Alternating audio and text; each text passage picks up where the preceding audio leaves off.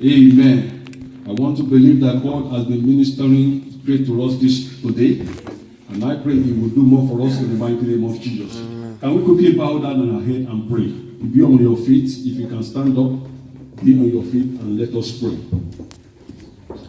I want you to commit yourself into your hand. We have a very short minute to spend that God will speak to you expressly.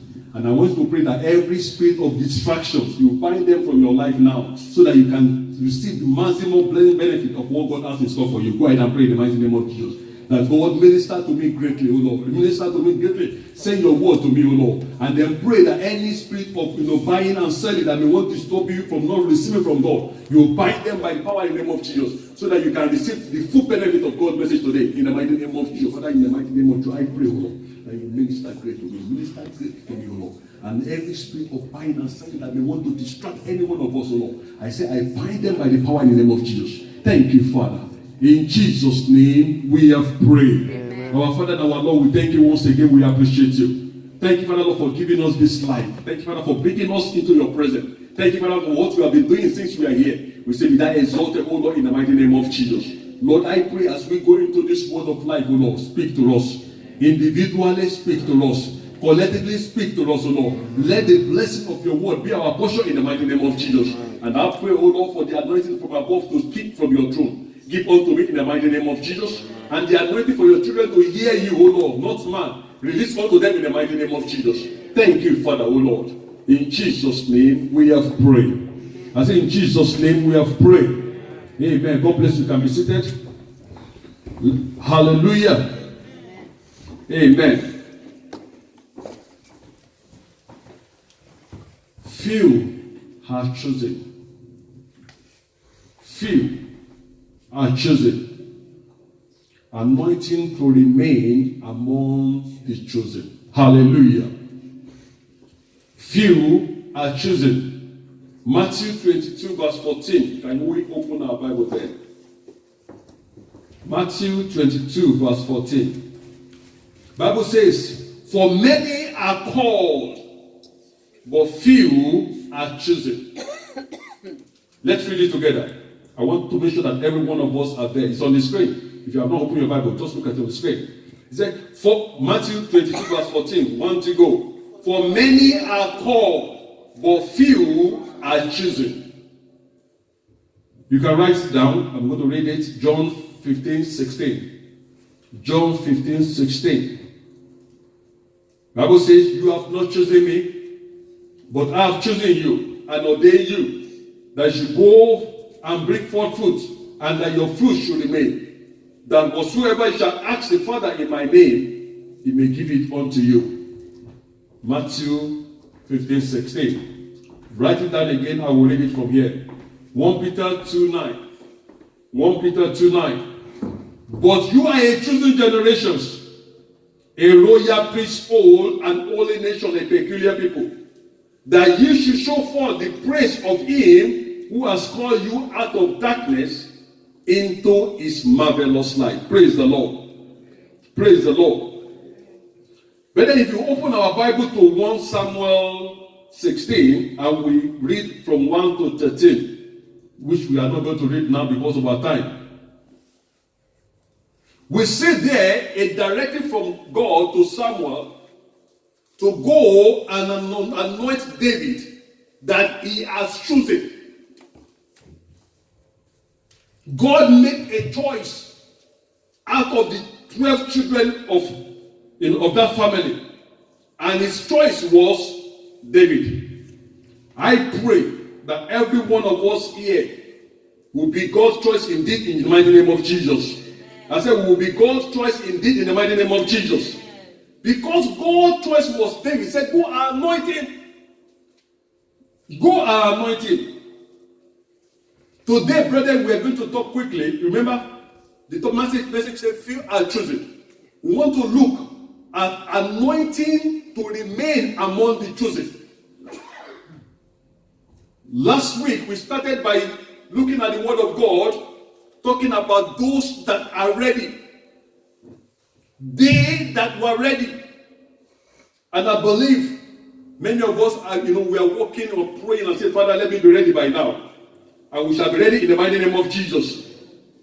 Bible says Samuel took oil in 1 Samuel 16:13. Bible says he took the oil and went and anointed David among his brethren because God has chosen him. And by the time he anointed him, Bible says from that day, the Spirit of God came upon David. Hallelujah. Because he was ready. And there's a very, very few things to learn from there.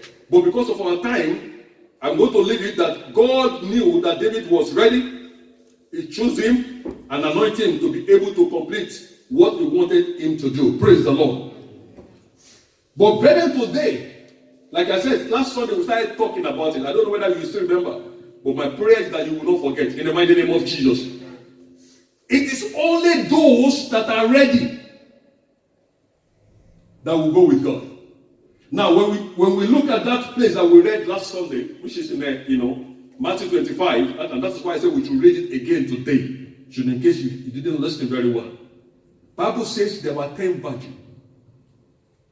And I said that 10 virgins connotes the church, those that are born again. That is what the Bible tells us in 2 Corinthians 5:17. Bible says, if any man be in Christ, is what? It's a new creature. All things are passed away, all things becoming new. That is what a virgin indicated. New. God forgive all our sins the day we give our life to God. So we are virgin. But Bible says 5 of them were wise and the others are fool. Like I said, we should pray, or I pray for us the other time that we will not become a fool in Jesus' name. Those that are 5, my understanding when I was going through this, and took oil along with them, is because they have been chosen. Hallelujah. Brother, you don't understand? They are among 10, but 5 of them, the Bible says, they took oil along with their lamp. They took oil. It's because they have been chosen. There's nothing stopping them. The Bible says at a particular time when the bridegroom delayed, all of them slept. They slumbered, all of them. But because they took oil with them, that is why they entered. I pray we will enter with Christ in the mighty name of Jesus. Anointing to remain among the chosen is what I want us to look at today, brother. When the Bible tells us in Matthew 25:13, it said, watch therefore, for you know not neither the day nor the hour where the Son of Man will come. Watch means that we have to be ready. And I want to tell you, brethren, to be honest. Readiness on our side will not depend on our power or our might. Amen. That is why I said those 5 that took oil with them, it is because they have been chosen. It is because they have been chosen. It takes the Spirit of God to tell them that, look, yes, the bridegroom is coming. He that said he will come, will come. No doubt. But take oil with you. Hello? That is exactly what happens. They have faith. They know the bridegroom is coming.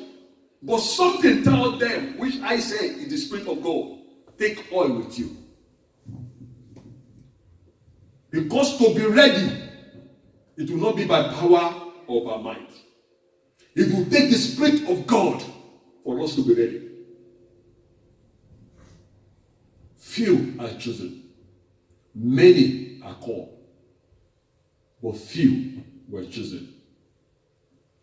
The 5 virgins here took oil with them. Because the Spirit of God tells them. I will not say the Spirit of God did not tell the remaining 5. I will not say so. Yeah. But they are the type that will not listen. Yeah. They are the type that will say, yes, we want to go with Christ when he come back. But we don't care what we have to do to go. Yes, they are the type that say, I don't care. Yes, I know he's coming. When he comes, we're going to go with him, but I don't care. I will live my life the way I want to live it. And so, when others were preparing, when others were taking oil, let me tell you something. It may not even be easy for them to carry that extra oil with them. It may be a burden unto them, but they know the Spirit of God told us to carry it. If the Spirit of God told us to carry it, we are going to carry it. Amen. Many of us, the sacrifice we need to make now, it looks so hard for us to make it. But I want to tell you, the chosen one, we do that sacrifice. I was with my wife somewhere on Saturday, or this Saturday, or when? Yeah, it's on Saturday, when? Or Friday. It's on Friday. And I was challenged. This woman of God was telling me, or was telling us, he said between herself and her husband, they eat only once in a day. Many years now, they have been eating only once in a day. I said, hang on, what are we talking about here? And I said, if you eat once in a day, when around what time? They eat their breakfast in the afternoon. Around 4, 5, if I can remember. And that's the end. And I look at myself. Even when I fast, when I fast, and it's not the fast of, long fasting, I have to pray. When I break by 6, I may likely still eat three meals before I go and sleep. Praise the Lord. Yeah, I fasted. I've been fasting. But by the time I break, I want to eat all the lost food. And yet somebody or some people decide and say, look, we want to live a life of fasting. Just only eat once. Not that they are fasting. No. It's not that they are fasting. It's not that they are fasting. But they only eat once. They fasted 3 days. 2 days. No, they fasted 2 days in a week. But every day of the week they eat only once. That's the sacrifice. My wife quickly said, oh, that means I will not give you food again. You will not take food to work again. I said, don't do that now. If I'm fasting, I know I'm fasting. Let us think about it. Praise the Lord. Well, what are we saying in this? The chosen one will always have a tip from the Holy Spirit. He will always help them. Anytime you hear, I don't know whether you have watched all these things they do, when they say, you had it chosen. You had it chosen. He may not even know. But you see him being prepared for that role because he was the chosen. There was a particular, town. Let's say town in a particular, in one of the, in one of the states in Nigeria. The guy was born again, and they said their oracle. The king died. They said the oracle chose a born again to come and become a king. And the man said, "You guys don't know what you're talking, not me.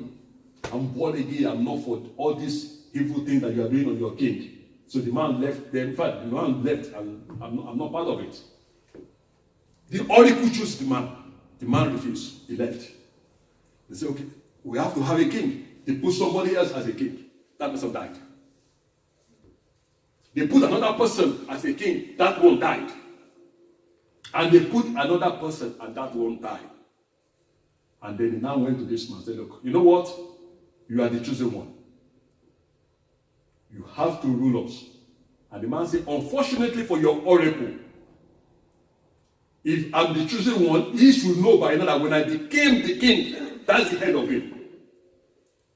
We're not going to follow that oracle any longer. We are going to serve God." And they say, "You know what? If that's what you want to do, that's what we are going to do. Because you are the chosen one. We can't afford to put anybody else there because they're going to die." Okay, so that's fine. I'll become the king. He born again, he became a king. And he turned the palace to a church. Praise the Lord. Because he was the chosen one. They don't follow the oracle that chose him. Hallelujah. So those that will remain chosen. Remember where we read, I don't know whether you open your Bible there, Bible make it categorically there. I read it for us in 2 Peter. 1 Peter 2:9. 1 Peter 2. The Bible says, "You are a chosen generations, a royal priesthood, an holy nation, a peculiar people." Hallelujah. Brother, I want to declare to you by the authority in the word of God, that if you are born again today, if you have given your life today, you are a chosen one. Hallelujah. You are a chosen one. You don't know how it happens. Bible says the message that was preached, that you hear and you realize that you are a sinner and you give your life to God, many have heard the same message over and over and they have not given their life to God. So what makes you to give your life to God is because you are a chosen one. Hallelujah. So when David was chosen, Bible says God told Samuel, go and anoint him. Why is that anointing? So that he can remain among the chosen. Hallelujah. You know what happened to Saul?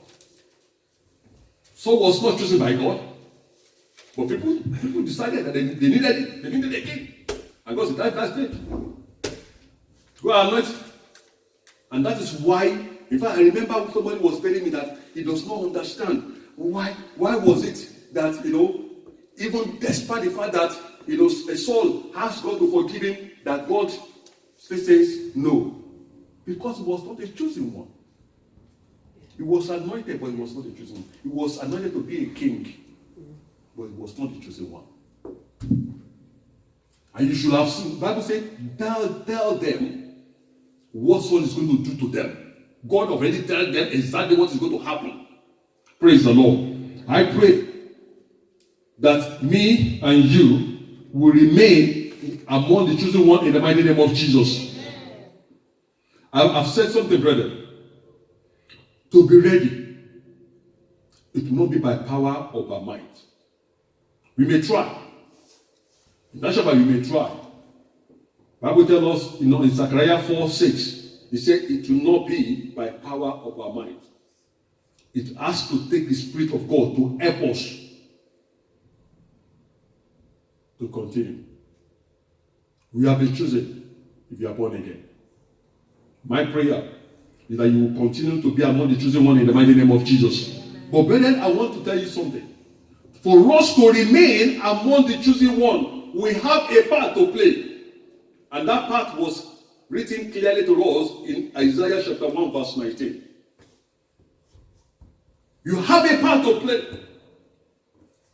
For you to continue to be among the chosen, I have a part to play. Isaiah 1:19, Bible says, if you are willing and ready to obey, you will eat the good of the land. To remain among the chosen, because I've declared to you, if you are born again, you are among the chosen one. It is not ordinary. I tell people, the faith for you to believe that God has forgiven you your sin, all the sin that you have committed, that if Christ should come, you will go to heaven. That is not a faith that you can just pick from anywhere. It takes the Spirit of God to convince you. Hallelujah. So you have been chosen. But for you to remain, the Bible says you must be willing to remain. You must be ready to accept and obey what God is saying. That is why that song we sang the other time. Trust and obey. There's no another way. Just trust and obey God. For us to remain among the chosen one. Like I said, and I've said it earlier, the good news is that if you are born again, you have been chosen. It is not by your power or by your might. Many of us know so many people that are older than us that are not born again. We know some of our mates that are not born again. We even know those that are young born and are not born again. I met somebody that I wanted to preach to, an elderly man, and he said he didn't believe in God. I said, God, how can an elderly man does not, you know what I mean? If the young ones say they don't believe in God, I can understand it because they don't know anything. They don't know anything. But for somebody to have seen a life before and now seen the life and said he doesn't know that there is God somewhere, it's a serious matter. When in Britain of today, majority of people that are serving God are elderly because they know the God they are serving. And this man said, I look at him and say, where does he get wrong? how. Praise the Lord. Trust and obey for you to continue to remain among the chosen. This is where some people are deceiving people and say, look, don't worry, once saved is forever saved. They were deceiving you. They were deceiving you. The 10 virgins are born again of today. Not ordinarily born again, genuine born again. But yet, Bible says, when they went, by the time they realized their stupidity and they went to look for oil, the bridegroom comes, the door was shut. When they come knocking, Bible says, hang on, sorry, I know you not. I pray that will not be our portion in the mighty name of Jesus. If you are born again, and for you to remain, you need the power of the Holy Spirit, the anointing to continue. Not even the challenge that Satan will bring on your way. Not even the fact that Jesus Christ says, come, he has not come. And unfortunately for us now, I will be surprised if Christ did not come in our time. Like I was mentioning to us the other time, I don't think I can record it in any history. In any history, I have not heard of it that some people will say they were satanic and they will go on the street evangelizing. I've not heard it before. It's not that they are not. The Bible says because their work is evil, they do it under the cover of night. That is why you see all these courts. You will not see any courts. In the olden days, definitely now. Now they're going to do it. In the olden days, having their meeting during the day. No. Their meeting always starts in the night. That is why some of us have to pray in the night. But now, they do their meeting in the day because they know the time is short. They can't afford, the time is short. They know. The kingdom of darkness know. And that is why they can be on the street evangelizing satanism on the street. They want to get as many. It is a contest, brethren, of soul. Satan wants to get as many souls as he can get. But I pray yours will not be a prayer in the mighty name of Jesus. You are among the chosen, brethren. But we need anointing to continue there. No, when the Bible says it is only those that endure to the end that will be saved. Oh, I hope that's in your Bible. So that is the challenge will come. But when the anointing is upon your life, even when you are dosing, you will not slip off. There's no way the trumpet will sound because you are not the truth and you remain that you will not hear. Hallelujah. Like I have already told us, brethren, we have been fortunate if we are born again that we are among the chosen. The Bible says we are a royal, we have been chosen and ordained by God. Today's our anointing service, brethren. The Bible says few were chosen. And the anointing of today is just for us to empower us to remain among the chosen. I don't think those that believe in one saved is already saved will need this anointing because they are already gone out of their salvations. But for you and me that knows that it will not be by power, it will not be by might, it will take the Spirit of God to help us. If 50% of those that are virgin can miss it, the Bible says those that stand should watch. Lest what? Lest they fall. And I want to tell you, brother, even though some people enjoy it, worship is the hardest thing to do. You know why it is hard? Because while you are washing, you will not know when the time is go. And before you know it, you are tired. And that is what the Bible says, don't let the oil, the lamp, go dim. You need to constantly feed it. Always praying, always going, looking up. I will lift up my eyes unto the hill. Where my help come from? Hallelujah. So, anointing of today, brethren, thank God we have this opportunity to always anoint ourselves once in a month. It's for us to remain among the chosen one. To remain, like I said, the Holy Spirit must have prompted those 5 virgins to carry the oil with them. In fact, the funniest thing, you know what? the remaining 5 can be making jest of them. So, what is your problem? Your lamp is full. Your lamp is full. Why are you carrying oil again? And they say, well, yeah, we know, but don't worry. That is what my spirit is telling me. Have you not heard that before? That's what my spirit is telling me to carry it with me. Yeah. Many of us now, because you want to live a righteous life, we want to live a righteous life. Some will be telling you, are you the one that killed Jesus? I remember a long time ago, we were going to round up here just for you to know that we need the anointing.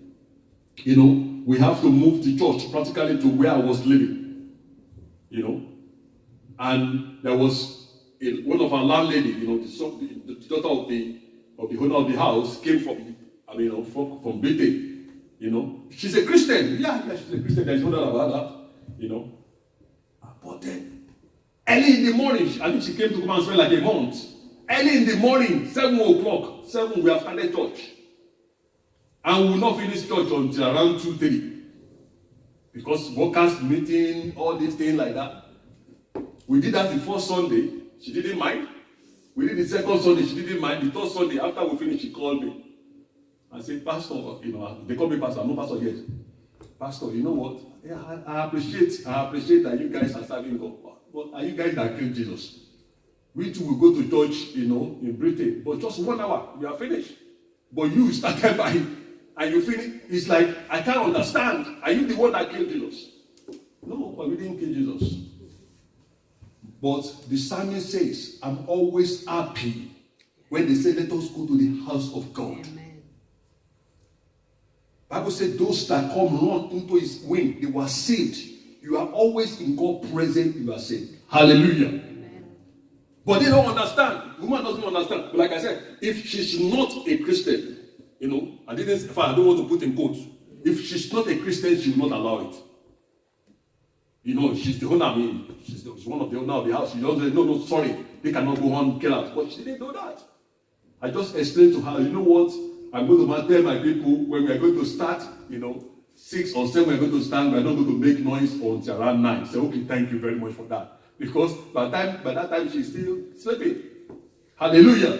And I told her, I said, look, you know, my landlord was good. We're not going to make noise. So we don't make noise until after around 9 and then praise the Lord. But what we're saying, brother, is this. For us to remain among the chosen, it will not just because you say by mouth, I'm a Christian. No. Bible says it is only those that do the will of my Father in heaven. And you want to tell me it's an easy thing to do the will of God. Don't tell me, I will tell you how to say it yourself. It takes the power of the Holy Spirit for us to do the will of God.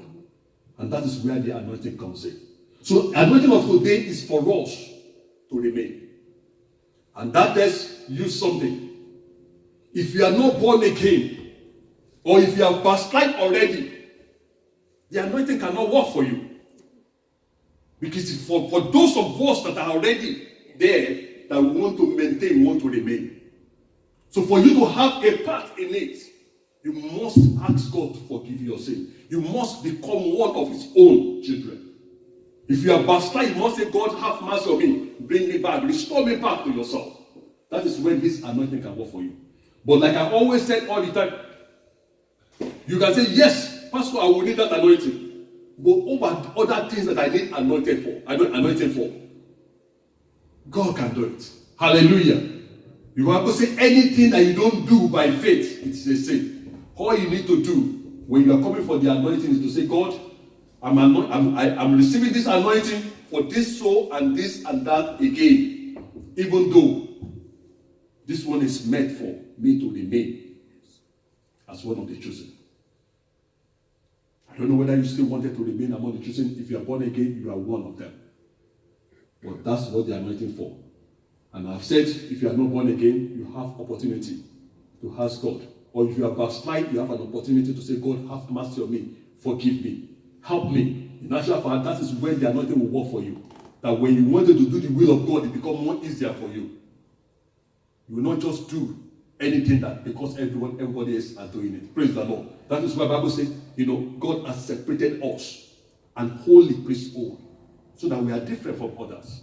We should be an example for the others. But that will take the anointing of God. So in real sense, if you are born again, and I've declared to you, because Bible says so, that you are one of the chosen, all you need to do is say, Father, ignite me again. A fresh anointing upon my life, so that I remain burning. My life continue to shine for you. And that is what you need the anointing for.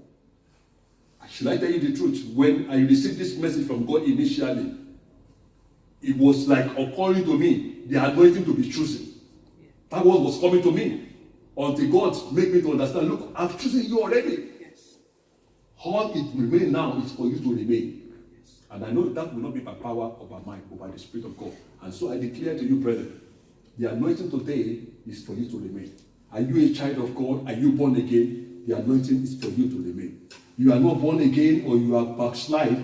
You need, first of all, to go ahead and ask God to forgive you. Let us bow our head and pray. And ask God, which one is your portion? You want to say, God, forgive me? Forgive me, I want to be your child today. If that is the case, I want you to raise up your hand and say, I just want to give my life to God today. And I'm going to pray with you. Or I want to be restored back to God. Pastor, pray for me. I want to see your hands up and I will pray for you. Just go ahead and do that now. But for the rest of us, you know you are born again and you are convinced that you are part of the choosing already. God, go ahead and begin to pray and say, Father, I need this anointing, oh Lord, to reassure me that, Lord, I will remain among the chosen. In the mighty name of Jesus, go ahead and begin to pray. You have a part, you still have a prayer to pray. You still have a prayer to pray. Please, as you go ahead doing that, then I'm going to prepare the oil for us now. Then if you want it, then you come forward and have it. Just go ahead and say, Father, and as you are praying, make sure you add to it. If you are already part of the chosen one, and you want to remain, that Lord, nothing will take me away from your presence. Nothing will take me away from your presence. That my position in your presence will not be declared vacant. In the mighty name of Jesus, go ahead and begin to pray. Please make sure you are praying, because that is your own part to do, to pray. In the mighty name of Jesus, Father, in the mighty name of Jesus, Lord, I pray, oh Lord, I will not, my position in your presence, oh Lord, will not be declared vacant. In the mighty name of Jesus. I say my position in you, oh Lord, will not be declared vacant. In the mighty name of Jesus.